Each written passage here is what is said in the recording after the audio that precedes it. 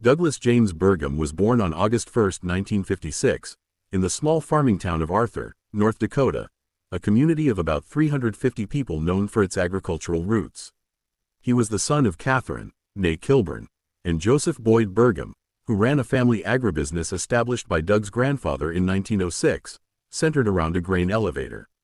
Burgum grew up on the family farm, instilling in him a strong work ethic and appreciation for rural life and community service. He has one brother, Bradley, and one sister, Barbara. Tragedy struck during his freshman year of high school when his father died of a brain tumor, an event that profoundly shaped Burgum's resilience and sense of responsibility. He has often credited his family's multi-generational commitment to youth, education, and community causes as a guiding force in his life. Education. Burgum attended North Dakota State University, NDSU, in Fargo, where he earned a Bachelor of Science degree in University Studies in 1978. During his time there, he was an active student leader, serving as student body president and joining the Sigma Alpha Epsilon fraternity. To help pay for his education, he started a small chimney sweeping business in his senior year, using a friend's pickup truck. A local newspaper story about his entrepreneurial effort, complete with a photo, was picked up by the Associated Press, which he later included in his application to business school as a testament to his initiative. He then pursued an MBA at Stanford University's Graduate School of Business, graduating in 1980. At Stanford, he formed a lasting friendship with Steve Ballmer, who would later become CEO of Microsoft, a connection that would prove pivotal in his career. Business career. After Stanford, Burgum moved to Chicago to work as a management consultant at McKinsey & Company, gaining experience in strategy and operations.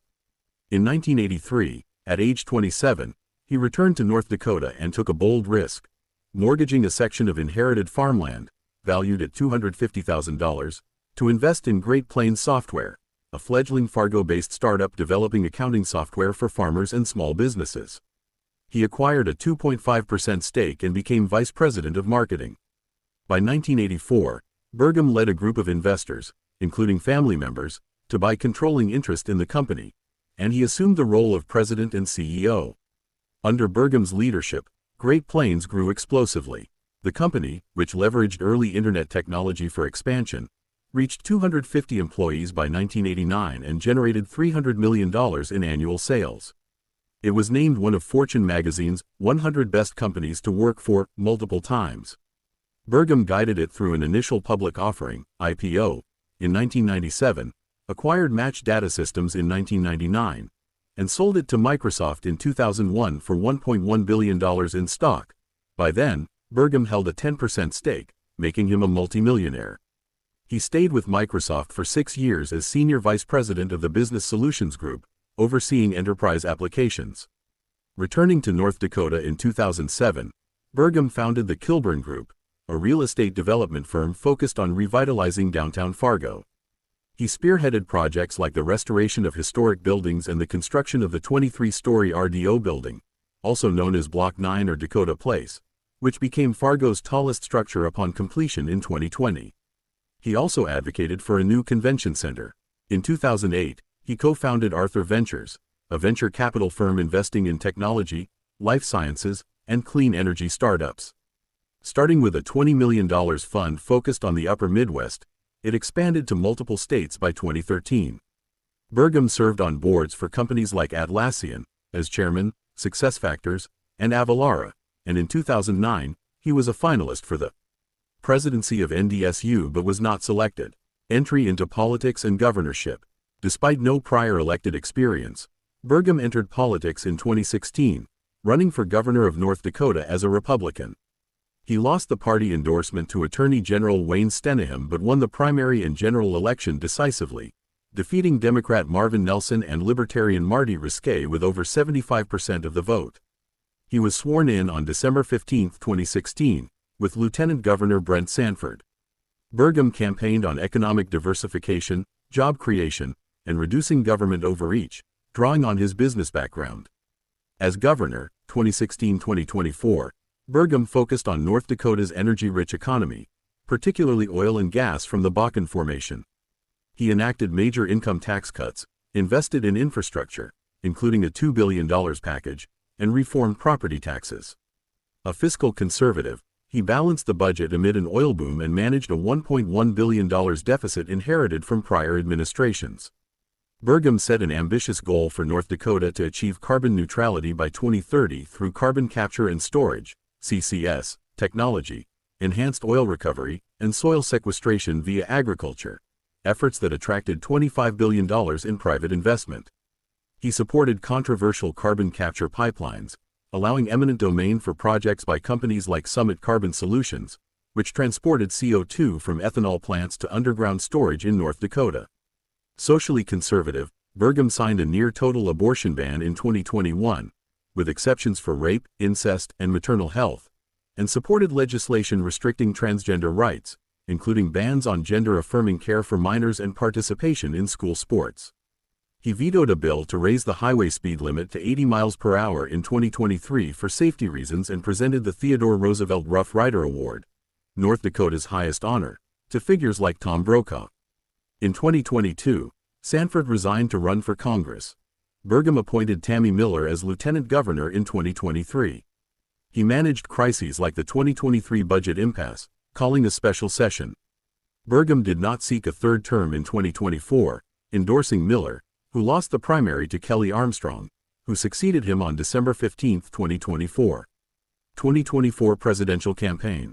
On June 7, 2023, Burgum announced his candidacy for the 2024 Republican presidential nomination, emphasizing his business acumen, energy expertise, and fiscal conservatism while downplaying social issues.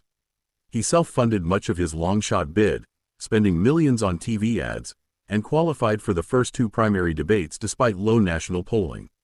His campaign highlighted American Comeback 2024, focusing on national security and economic growth.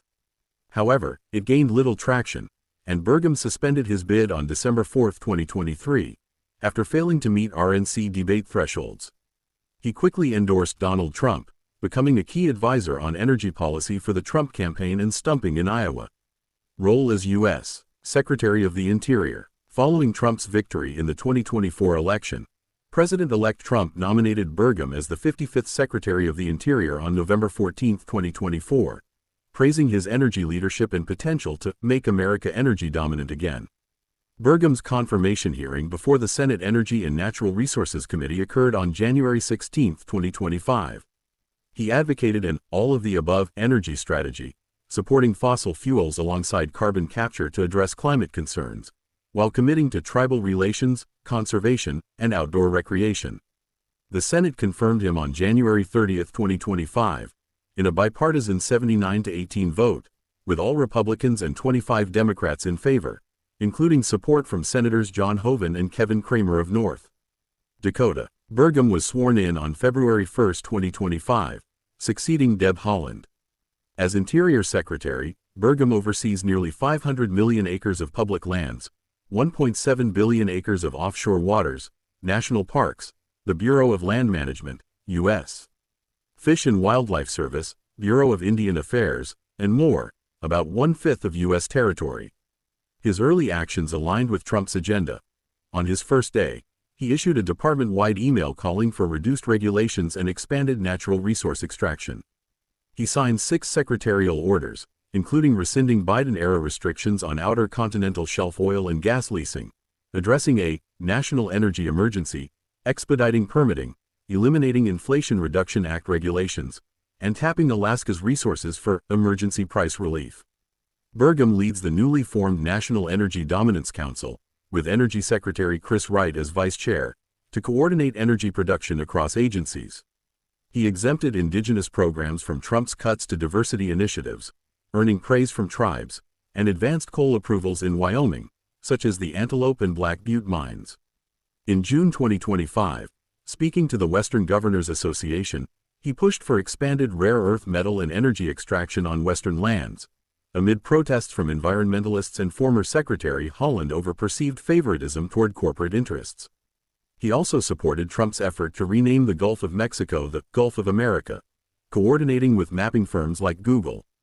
Critics, including the Sierra Club, have accused Burgum of prioritizing fossil fuels and polluters, citing his ties to oil executives and reversal of conservation policies. Supporters, like Senator Mike Lee, Hail his Theodore Roosevelt spirit for balancing development and personal life and philanthropy. Burgum married Karen Stoker in 1991. They had 3 children, sons Joe and Tom, and daughter Jessie, and divorced in 2003. In December 2016, he married Catherine Helgas Burgum, a nationally recognized advocate for addiction recovery and former state director of the North Dakota Department of Commerce. The couple has no children together, but Burgum's children are adults. Jessie was named to Forbes's 30 Under 30 Inches list in 2024 for her work in social impact. A Lutheran and avid outdoorsman, Burgum is a licensed pilot who owns a private jet and a strong Second Amendment supporter, having expanded gun rights in North Dakota. He established the Doug Burgum Family Fund in 2008, focusing on youth, education, health, and addiction recovery, honoring his family's legacy. In 2024, he received the Theodore Roosevelt Rough Rider Award for his business and philanthropic contributions. Burgum has shared personal interests like favorite books, e.g., leadership tomes, and music, reflecting his